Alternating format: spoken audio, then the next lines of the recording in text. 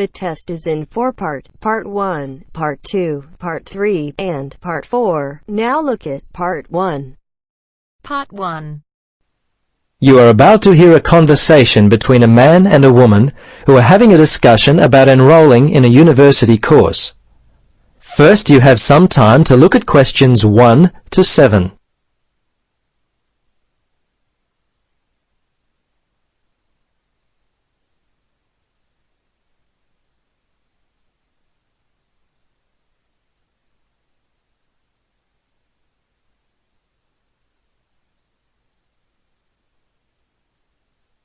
Now, listen carefully and answer questions 1 to 7.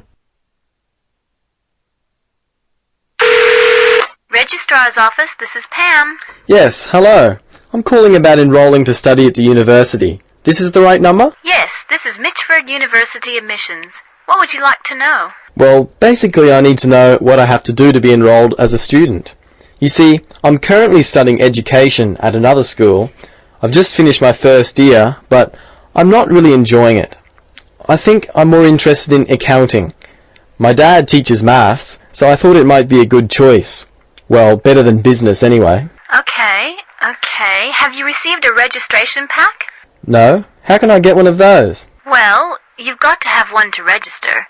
You can enroll at the university at any time after you receive a registration pack. These are usually available from September for first-year and transferring students, and from November for returning students. On the basis of the information contained in the registration pack, you should attempt to make a firm choice about which courses to study before completing your form. I see. So I've only got a month to get my registration pack in. Can you send me one? Sure. If you are close to a high school, the registration pack and university prospectus are available from the Careers Advisor. Would that be helpful? Well, the closest school's too far away and I haven't got a car. Are there any other ways you can send it to me? Well, for prospective students who have already left school, the registration pack and prospectus are available from the university information line. But that might not be of help for you? No, not really. I'll tell you what, why don't you give me your contact details and I'll send a pack out to you. At least that would be a start. Okay, sounds good. Right. Firstly, what's your name? Richard Dreyfus. That's D-R-E-Y-F-U-S. Your address there, Richard? Unit 12, 15 Sportsman Avenue. That's S-P-O-R-T-S-M-A-N, Mermaid Beach. 4554. And your telephone? Yes, I won't give you my home. Mobile's best. 0414. Hang on a minute, I don't call myself usually. I think it's 0414 658 339. Yes, that's it. Okay, now, do you have email? Yes, I do. It's Dreyfus, my last name, at igo. That's IGO.com. All lowercase letters, of course. Before you listen to the rest of the conversation, you have some time to look at questions 8 to 10.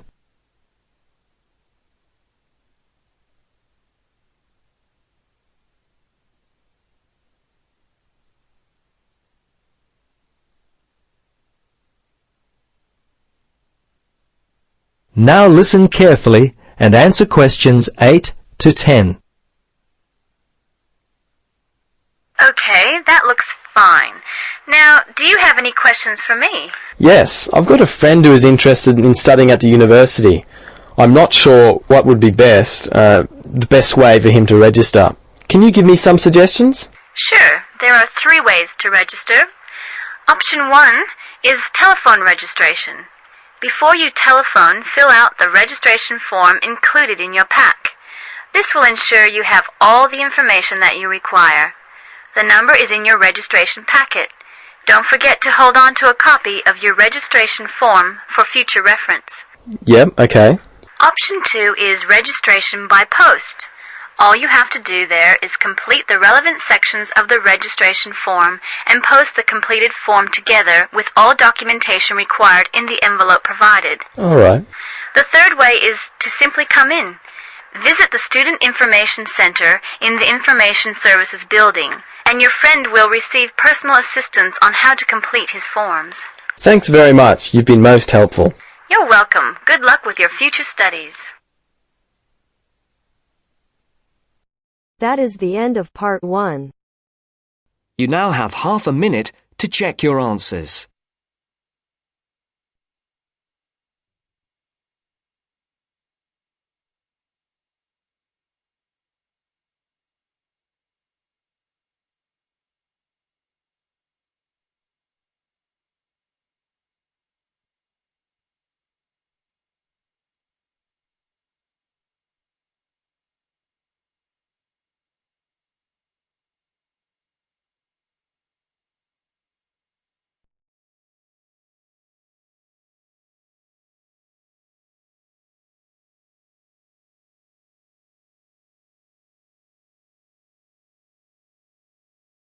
Now turns to part 2.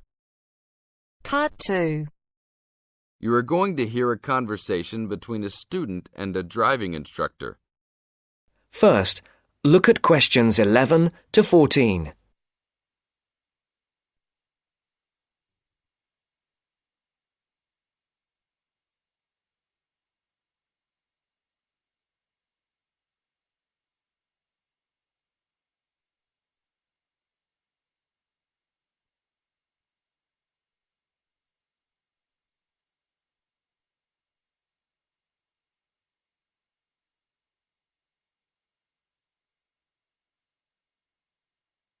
Listen carefully. Hello, I'm going to be your driving instructor today. Are you ready to begin? Hi, hope you don't mind. It's my first time driving a car. Of course not. That's my job. I teach people like you how to become a safe and responsible driver. So let's begin. Remember, the most important rule of driving: safety first. There are some steps to follow. First, you should put on your seatbelt. You should always remember to do that. In case of an accident or emergency, having a seatbelt on is of utmost importance. Okay, I have my seatbelt on. Now what should I do? Start the car. Good. Now make sure that the steering wheel is in the proper position and that your seat is not too far or not too close to the pedals. I'm all ready to go. Should I shift into first gear? Don't forget to put the parking brake down. You don't want to drive with that up. Oh yeah, I almost forgot. If I have the parking brake on, I won't be able to accelerate. Yes, that's right. Now put the car in reverse and slowly back out of the parking space. Good. Put the car in first gear. When should I shift? Is it better to shift slowly or quickly? You can shift whenever you feel is appropriate. This means shifting should occur smoothly. Do not shift too slowly or you will stall. Shifting too fast will waste gas. Shifting is simple. Just remember to shift smoothly. To shift, you will have to push the clutch and then push the gas pedal. Before the broadcast continues, look at questions 15 to 20.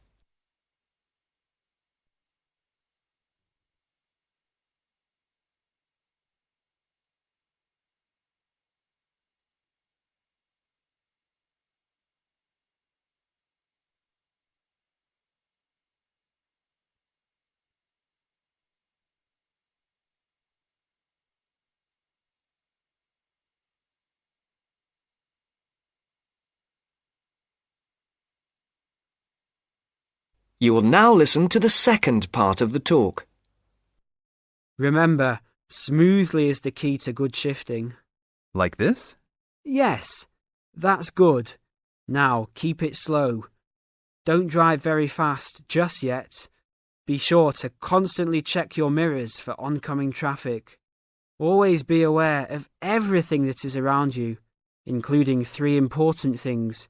Remember these 3: people crossing the streets, other cars, and bicycles riding next to you. What should I do if I see a yellow light? Well, it's always better to brake instead of trying to run it. But if you're travelling at a speed where it's impossible to stop in time, then you should try to make it across the intersection. But remember, you should always try to stop. It's the safest way to avoid an accident. Even if I have to brake very suddenly? Yes, even if you have to brake suddenly. What about if a driver behind me is going a lot faster than I am? You should always be ready to move to a slower lane if a driver behind you is forcing you to go faster than you are comfortable with. Never try to speed up to accommodate a faster driver. You could risk an accident or a speeding ticket. It's better to let him go. That sounds like good advice. Be careful. There is a sharp turn up ahead. Remember to brake before turns. Otherwise, you might flip over if your speed is too high going into a turn. Got it. I know that I should always try to observe all traffic safety. That's right. If safety is not your first priority, it will make driving very dangerous for you and other drivers on the road. Okay, park the car here. You did a great job today for your first day. I'll see you in 3 days. Thanks so much. I will see you then.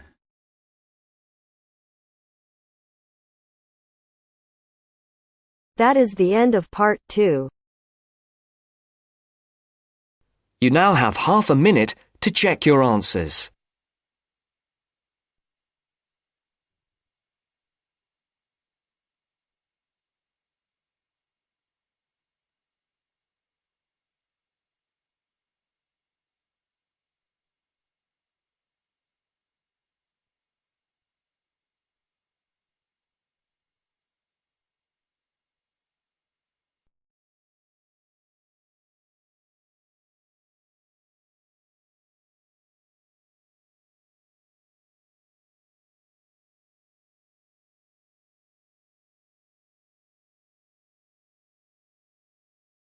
Now turns to part 3. Part 3. Hear an interview conducted by an interviewer Spiegel with the scientist Peter Piot, who discovered Ebola, a dangerous disease. Both of them are conversing about the disease and its origin. First, you have some time to look at questions 21 to 25.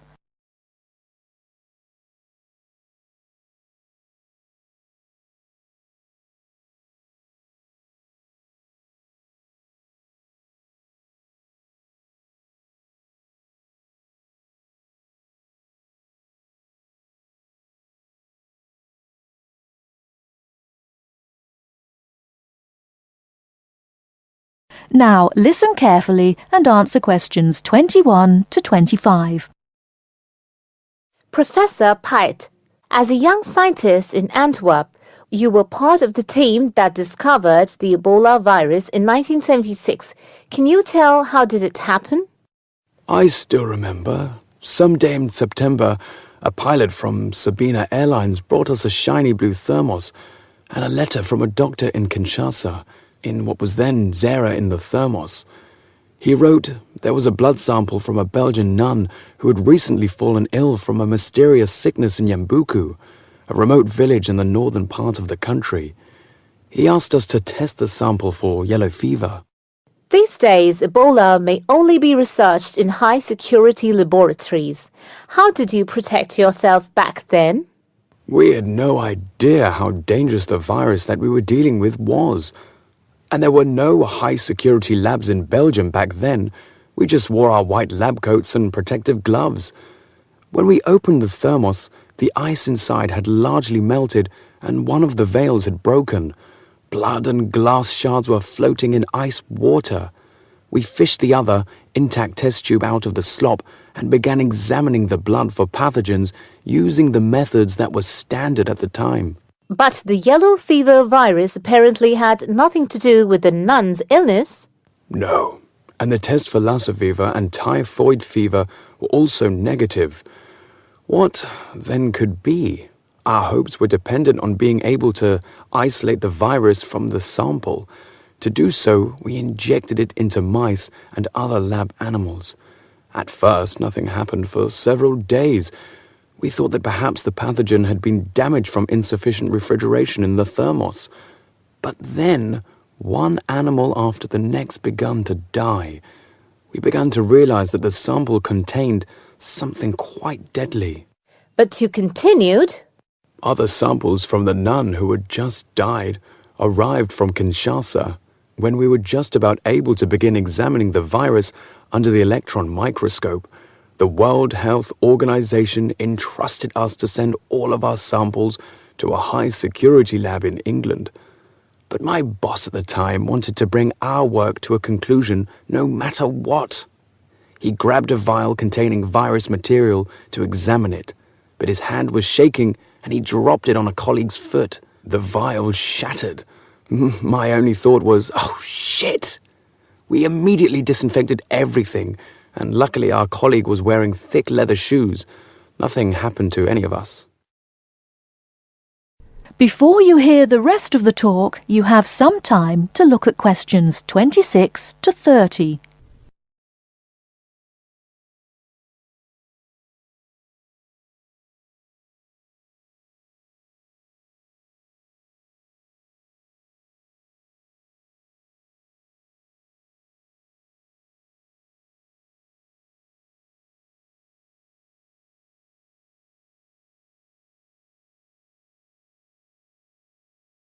Now listen and answer questions 26 to 30. Were finally able to create an image of the virus using the electron microscope. Yes, and our first thought was, what the hell is that? The virus that we'd spent so much time searching for was a very big, long, and worm-like. It had no similarities with yellow fever. Rather, it looked like the extremely dangerous Marburg virus, which, like Ebola, causes a hemorrhagic fever. In the 1960s, the virus killed several laboratory workers in Marburg, Germany. Were you afraid at that point? I knew almost nothing about the Marburg virus at the time. When I tell my students about it today, they think I must be from the Stone Age.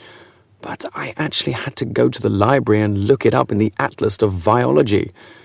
It was the American Center for Disease Control which determined a short time later that it wasn't the Marburg virus, but a related unknown virus. Hundreds of people had already succumbed to the virus in Yambuku and the area around it. You were also the one who gave the virus its name. Why Ebola? On that day, our team sat together till late into the night. We had a couple of drinks discussing the question. We definitely didn't want to name the new pathogen Yambuku virus, because that would have stigmatized the place forever. There was a map hanging on the wall, and our American team leader suggested looking at the nearest river and giving the virus its name. It was the Ebola River. So by around 3 or 4 in the morning, we had found a name. But the map was small and inaccurate. We only learned later that the nearest river was actually a different one. But Ebola is a nice name, isn't it?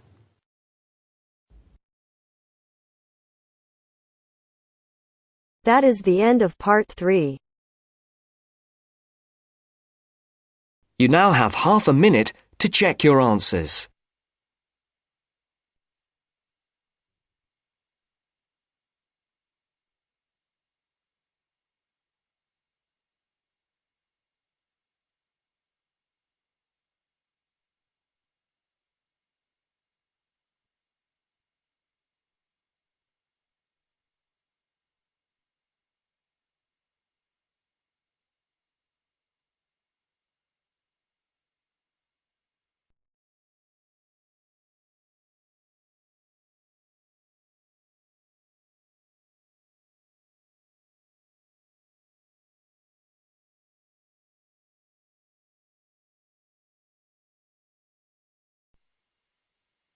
Now turns to part 4. Part 4. You're going to listen to a talk about tea in the UK. First, you have some time to look at questions 31 to 40.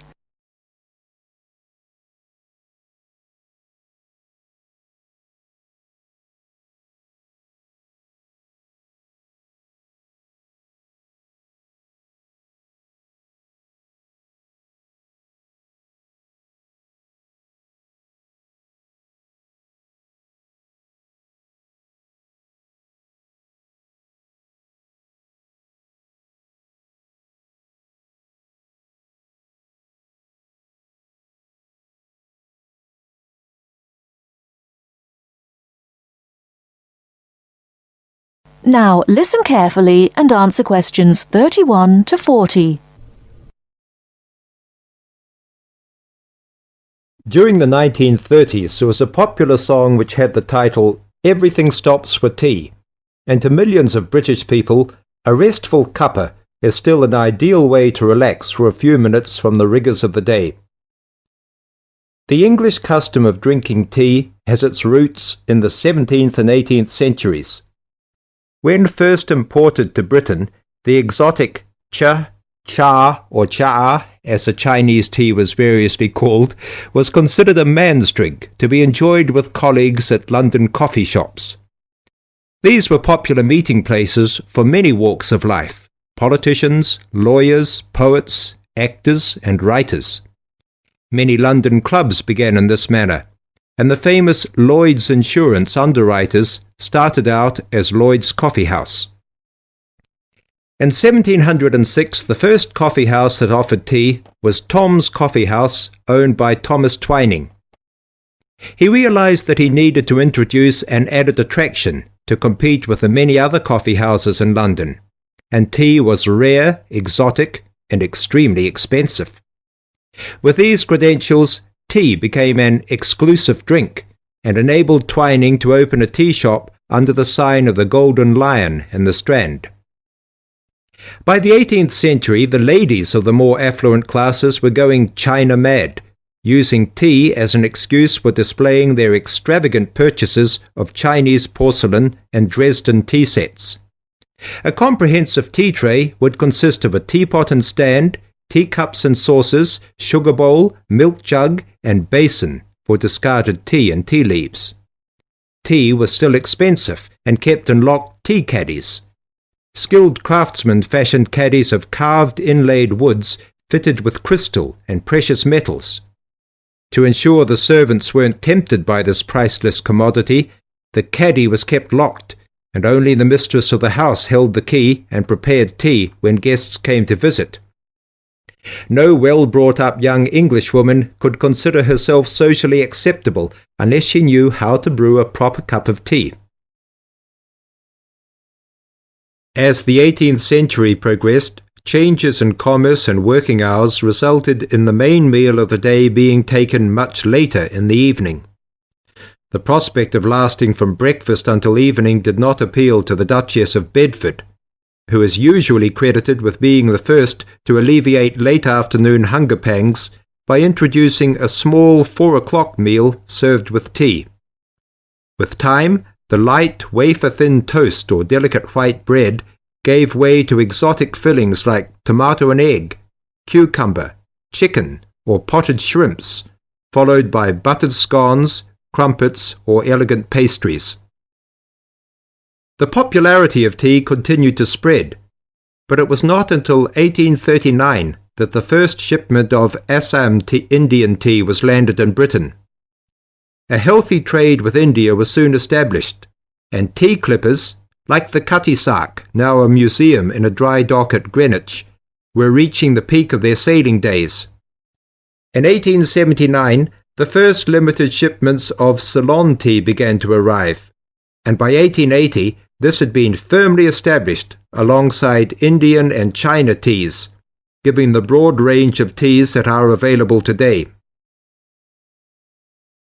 There have been few changes in 3 centuries of tea trading.